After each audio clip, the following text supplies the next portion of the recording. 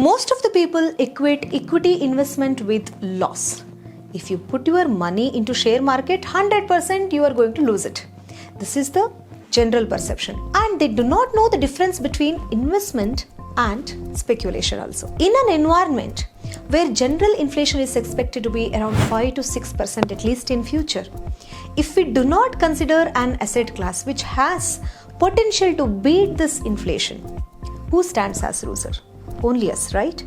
That's why they say if you invest in equity, it is risky in short term.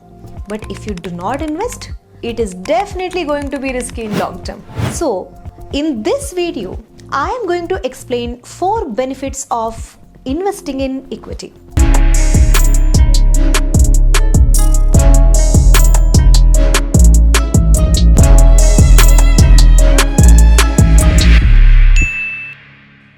First, inflation beating return.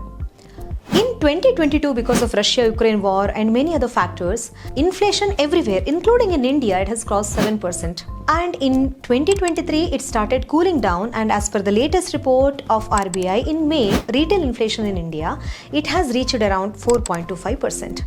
Does this mean that inflation is going to cool down?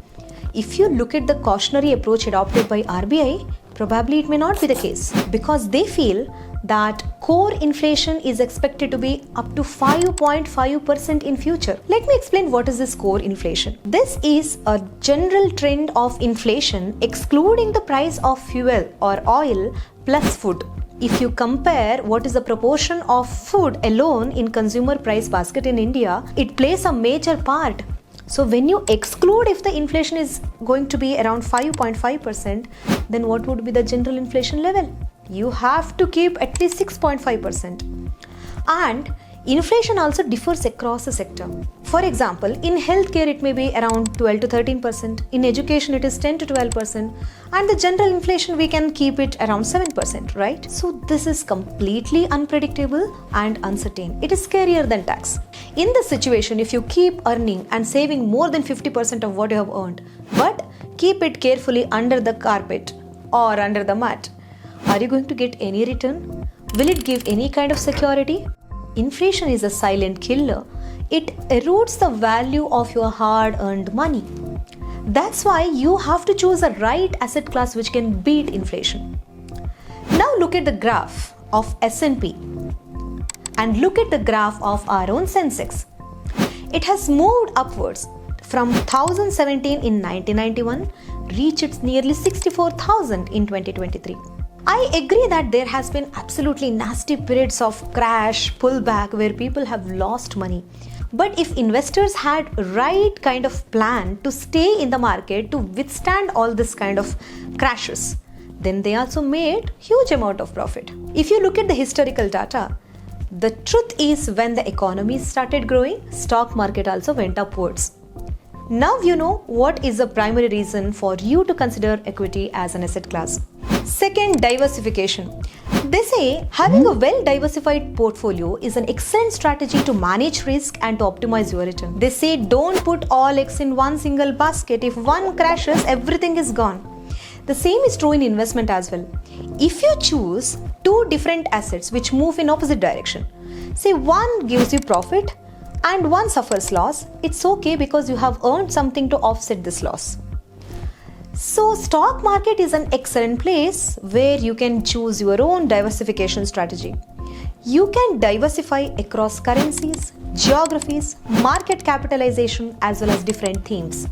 Let me explain how. If you expect that Indian currency INR is going to be depreciated in the next decade also at least by 4%, say, against US dollar, and you have diversified little amount in US market as well, if at all your Indian portfolio crashes, there is always something else in US which will offset this loss, right? The same is true in small and mid cap as well as large cap. For a moderate risk taker, he can invest at least 70% of the capital in large cap where he can expect minimum of 10%.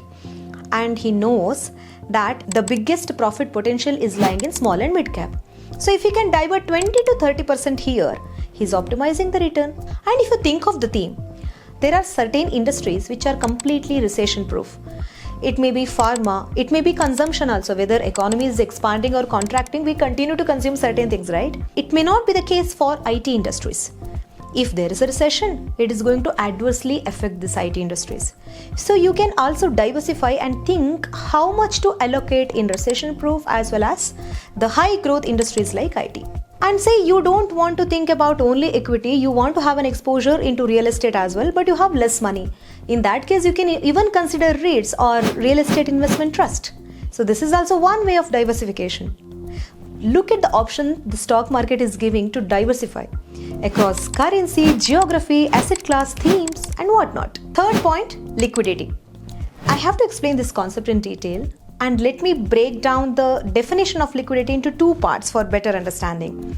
First one, it is about how quickly you can exit your investment and convert into cash. So it is about the ease. The second part says without causing depreciation in the value of asset. When you try to sell it off for any kind of urgent requirements, it should not lose value beyond a level. Slight change here and there is fine. If you think about it, even FD is not that liquid because you are going to have penalty if you break it before the term ends, right?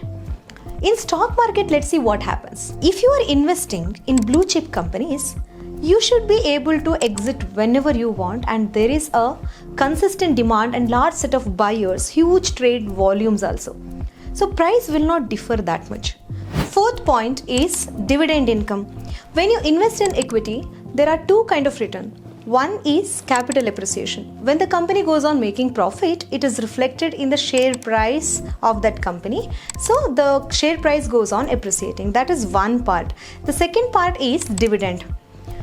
When the company makes revenue, we are going to deduct all the direct and indirect cost as well as the interest and the tax part of it. The last remaining portion is called net profit. If the company has any kind of capital expenditure, maybe for R&D or for buying any plant, equipment, etc., it can set aside. And if at all the board feels that we can declare the dividend for the equity investors, then they will declare this. Remember, this is not mandatory for any company's board of directors to declare dividend every year. It is left to them, completely discretionary. If at all they declare, it becomes your passive income.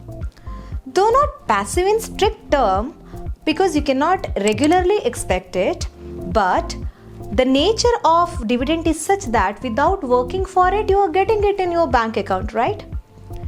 In last year, 2022, in India, more than 50% of the companies with market capitalization above 100 crore have declared dividend.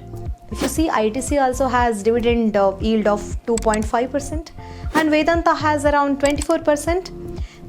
I am taking up the name of these companies just to give an idea of dividend yield, the dividend as a percentage of the market price of the company.